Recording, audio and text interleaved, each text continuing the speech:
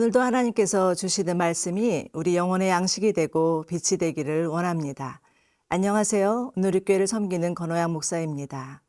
하나님께서 이스라엘을 심판하심은 자기 백성들과의 관계가 회복되어서 그들이 쫓던 우상을 버리고 다시 하나님께 돌아오는 것이었습니다. 호세아의 결혼 생활을 통해서 알리고 싶으신 것도 변함없는 하나님의 사랑이었습니다. 호세아에게 내리신 하나님의 명령을 통해서 하나님께서 어떠한 사랑으로 우리를 사랑하고 계시는지를 살펴보기를 원하면서 호세아 3장 1에서 5절 말씀 함께 묵상하시겠습니다. 호세아 3장 1절에서 5절 말씀입니다. 여호와께서 내게 이르시되 이스라엘 자손이 다른 신을 섬기고 건포도 과자를 즐길지라도 여호와가 그들을 사랑하나니 너는 또 가서 타인이 사랑을 받아 음녀가 된 그 여자를 사랑하라 하시기로 내가 은 15개와 보리 한 호멜 반으로 나를 위하여 그를 사고 그에게 이르기를 너는 많은 날 동안 나와 함께 지내고 음행하지 말며 다른 남자를 따르지 말라. 나도 네게 그리하리라 하였노라.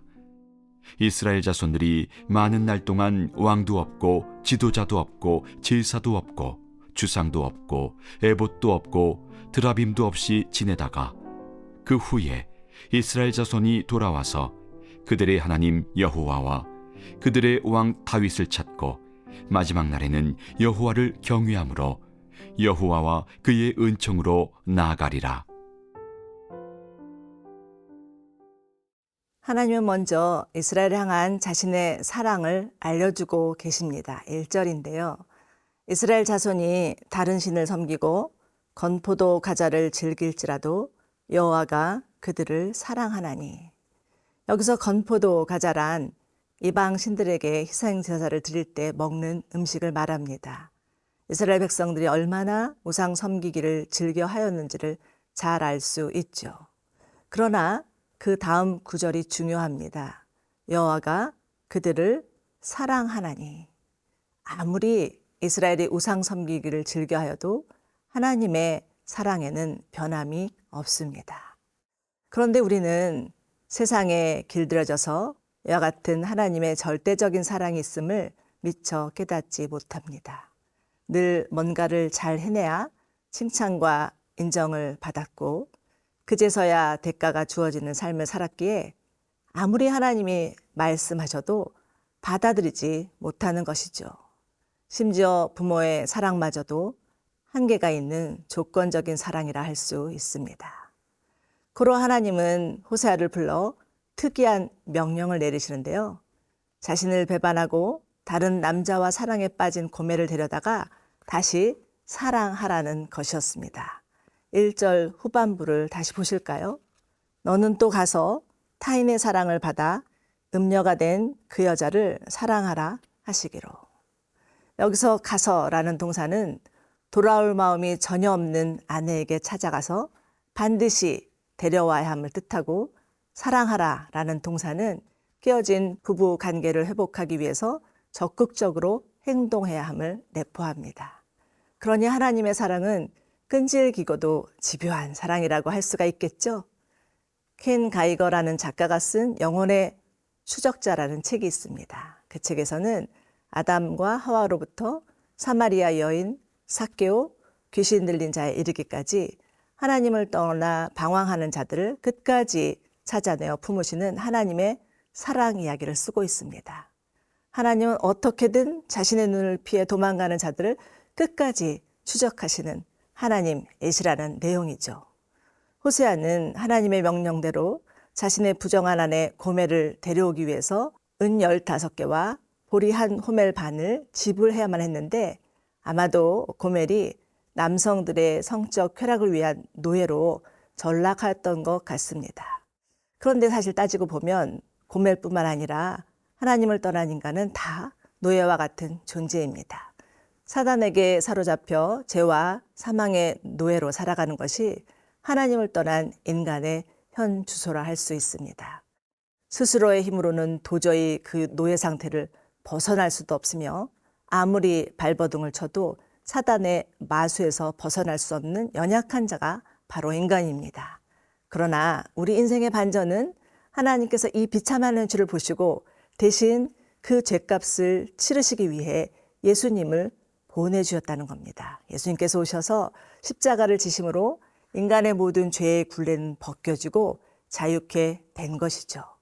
그러므로 너는 많은 날 동안 나와 함께 지내고 음행하지 말며 다른 남자를 따르지 말라 하고 말씀하시는 3절의 말씀은 우리를 위해서 이 세상에 오신 예수님에 대한 우리의 반응이어야 합니다. 예수님께 마음을 열고 그분을 영접하고 그 사랑 안에 거하는 것, 이것이 바로 우리가 해야 할 마땅한 일입니다.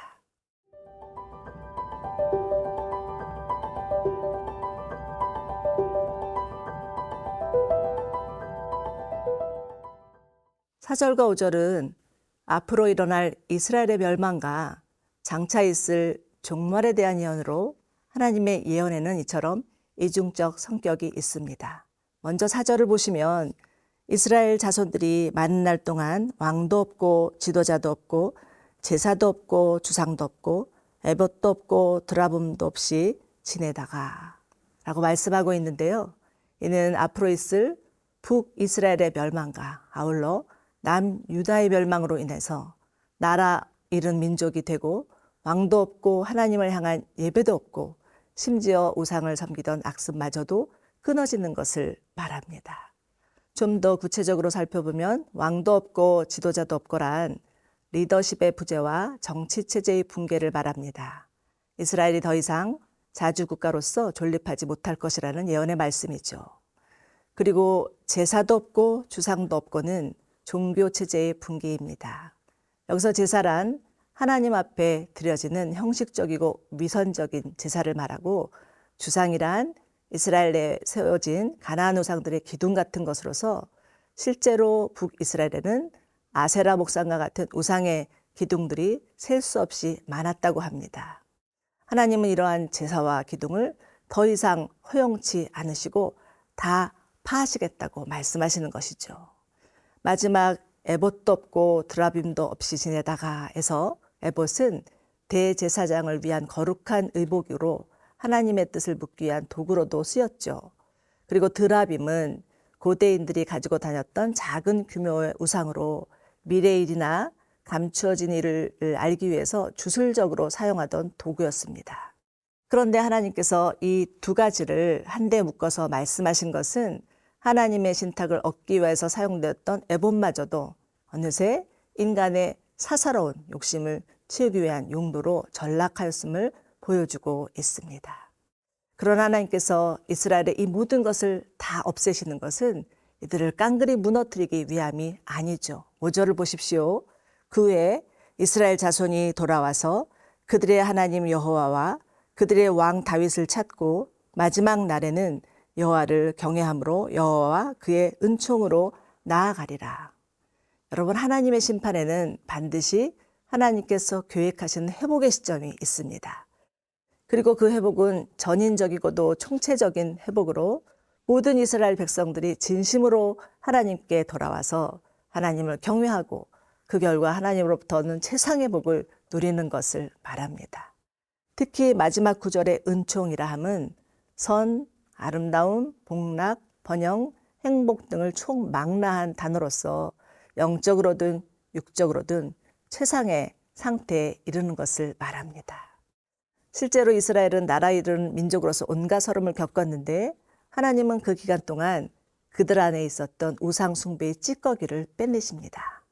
그러나 그렇다고 해서 그들이 온전해진 것은 아니었죠. 보이는 우상은 제거될지언정 보이지 않는 우상은 여전히 남아서 예수님이 오셨을 당시에는 그것이 바로 질타의 대상이 됩니다. 결국 완전한 회복은 사랑하는 예수님이 다시 오셔서 왕으로 통치하시는 날, 새하늘과 새 땅을 펼쳐질 날에 주어질 것입니다.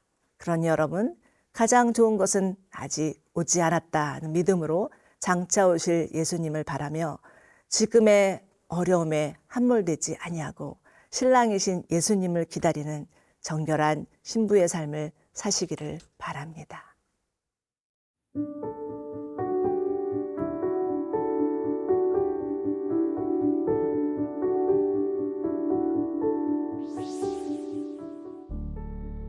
사랑의 하나님, 하나님은 언제나 신실하셔서 늘 변함없는 사랑으로 우리를 대해주심에 감사드립니다.